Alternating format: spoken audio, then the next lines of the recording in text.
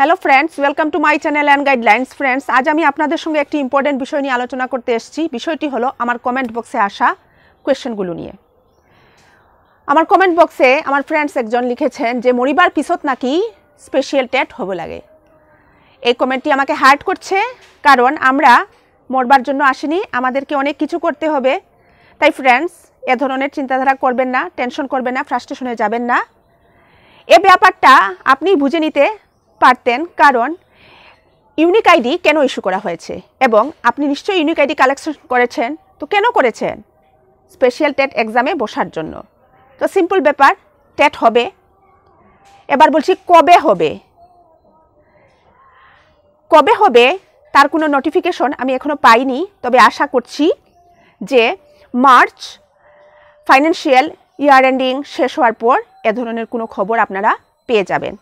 কিন্তু আমি বারবার আপনাদেরকে বলছি যে নোটিফিকেশন পাওয়ার পর আপনার হাতে একদম সময় থাকবে না, তার জন্য আপনি পড়াশোনা শুরু করে দিন। এবং আমি অলরেডি আপনাদের সঙ্গে পড়াশোনার ভিডিওসগুলো শেয়ার করা আরম্ভ করে দিয়েছি, তা দেখবেন, ভালো করে শুনবেন এবং প্রিপেয়ার হন। এবার বলছি, কেউ লিখেছেন যে উনি স্পেশাল টেট এক্সামে বসতে পারবেন কি পারবেন না।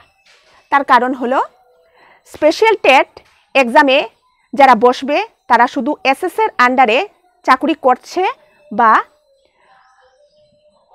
করেছেন, ঠিক আছে? আগে যারা চাকরি করেছেন ওনারাই বসতে পারবেন, বা এখন বর্তমানে যারা চাকরি করছে তারা বসতে পারবে। তো ফ্রেন্ডস, বাকি অন্য কেউ বসতে পারবে না, এবং যারা ইউনিক আইডি কালেকশন করেছে ওনারা বসতে পারবে। এবার বলছি এজ রিল্যাক্সেশন নিয়ে। আগের যে নিয়মটি ছিল সেটা চেঞ্জ হয়ে গিয়েছে। এবার জেনারেলের জন্য 38 ইয়ার্স রিল্যাক্সেশন, এবং ওবিসি এমওবিসির জন্য 41 ইয়ার্স, এবং এসসি এসটির জন্য 43 ইয়ার্স। তো ফ্রেন্ডস, আপনারা কোনো ধরনের টেনশন করবেন না এবং সুন্দর চিন্তাধারা করবেন, ফ্রাস্ট্রেশনে যাবেন না, শুধু পড়াশোনা করুন। ধন্যবাদ।